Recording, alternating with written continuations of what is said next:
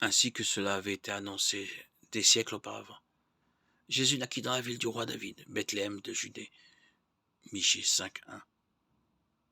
Il vécut avec sa mère et son père adoptif Joseph, travaillant comme charpentier, jusqu'à l'âge de 30 ans environ. Puis vint l'heure prévue par Dieu où Jésus devait changer d'occupation. Ainsi alla-t-il vers Jean-Baptiste pour se faire baptiser par immersion totale dans les eaux du Jourdain. Par cet acte, il montra qu'il se présentait à Dieu afin d'accomplir l'œuvre pour laquelle celui-ci l'avait envoyé sur la terre. En se soumettant au baptême, Jésus donna l'exemple à tous ceux qui exercent la foi en lui. Plus tard, il ordonna que tous ceux qui deviennent ses disciples soient baptisés. Matthieu 28, 19, 20.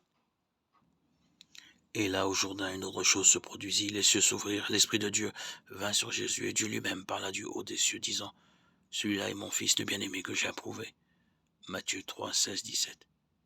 Il n'y avait pas d'erreur possible. Jésus était bien celui que tous les prophètes de Dieu avaient annoncé.